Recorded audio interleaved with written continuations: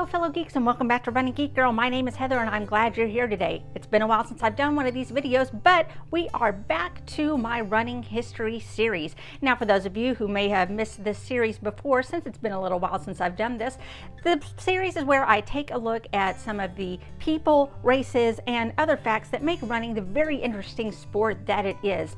If you would like to see some of the previous running history videos that I put together, I'm going to have a link up here so you can check out that playlist.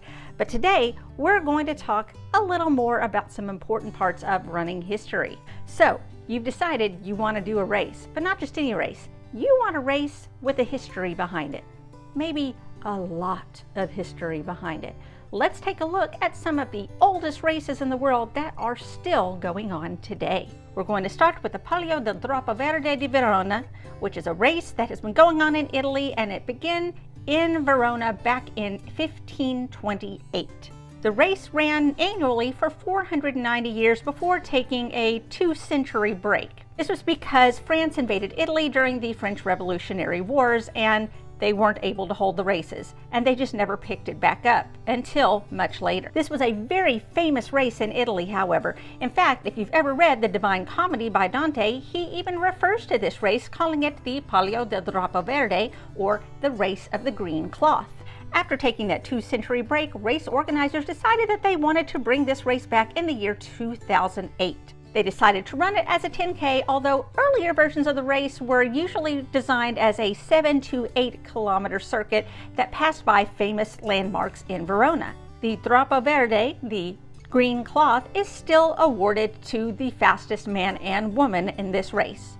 And just as it's been done since medieval times, the last person to cross the finish line receives the prize of a chicken. However, other parts of the race have definitely been updated to meet modern standards. For example, participants no longer run this race naked. The race course itself is a very hilly and scenic 10.75K multi-terrain run. It starts in the village of Santa Maria. It goes through several vineyards, wood and olive groves. It passes several churches, and it ends in the Valle Pentena Valley, which is just outside of Verona. The course features an ascent of 238 meters. Now, they did have to call it off last year because of, obviously, the coronavirus, but race organizers are looking to bring it back as soon as they can, so I'm going to drop a link down below where you can find more information if that is a race that interests you. But despite having been run since 1528, the Guinness Book of World Records does not list that as the oldest race in the world.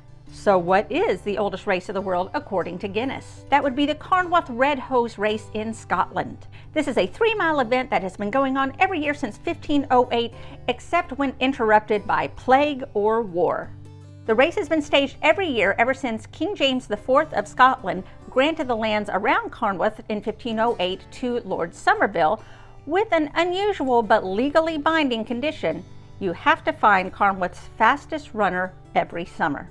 There was probably a military reason behind this duty, because a fast runner could bring news of any approaching armies from the south to Edinburgh, and the red hose that was awarded to the winner would be the insignia by which he would be recognized. So this is a race that still happens every year. However, it is only open to local entrants, and they cap it at about 150 runners. But if you would like to observe it for yourself, then you can definitely check that out the next time that you're in and around Scotland. And as has been done since 1508, the winner of the race does receive a pair of red socks.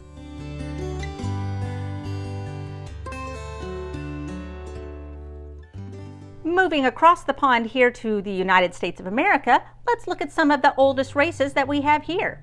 The U.S.'s oldest race, believe it or not, is not the Boston Marathon. It's the Buffalo YMCA Turkey Trot, which predates the Boston Marathon by 5 months. It was an 8K event that was put on before Buffalo was even really developed, and all the runners ran on dirt roads. It wasn't until the mid-1900s that runners were able to run this race on pavement. Just like a lot of famous races in the U.S., this one had its own scandal. In 1889, a runner that was entered in the team division was charged with riding part of the race in a wagon.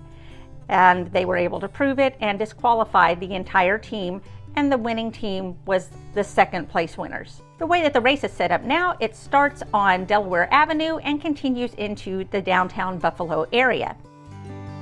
One of the most entertaining features of this race is that so many people of it choose to run in costume. So even if you're not running, if you just want to spectate, you're going to see quite a show.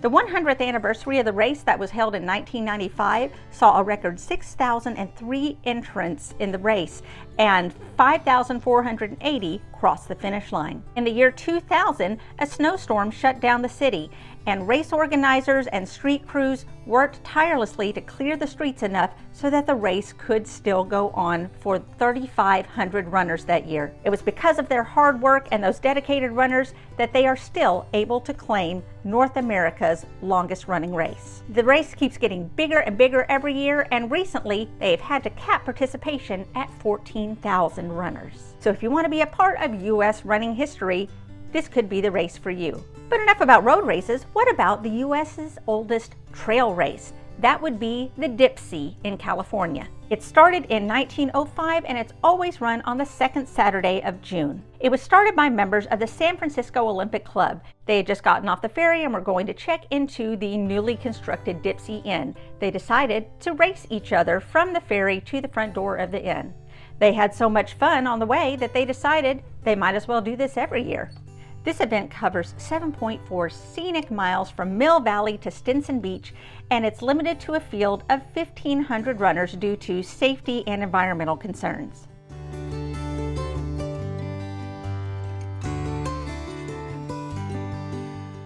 In 1993, the Dipsea race organizers developed a Hall of Fame to establish some of the race's legendary heroes, such as Jack Kirk, who they called the Dipsea Demon. He was a two-time winner who ran Dipsea every year from 1930 to 2003. Jack Kirk passed away in January of 2007 at the age of 100. Truly a legend in trail running history. So there you have it. Those are some of the oldest races in the world that are still going on today. Have you ever watched any of these races? Have you ever participated in them? Have you even heard of them before? Go ahead and drop me a comment down below and let me know what you think. If you found this fun or entertaining, make sure you give me a big thumbs up. And if you haven't subscribed already, make sure you hit that subscribe button so that you don't miss any of my running videos, and hit that bell icon if you want to be notified every time that I upload. You can also check me out on social media. All the links are going to be down in the description. You can find me across most platforms under the name Running Geek Girl. Thank you so much for being here. I'm so glad you stopped by, and I can't wait to see you next time. Happy running!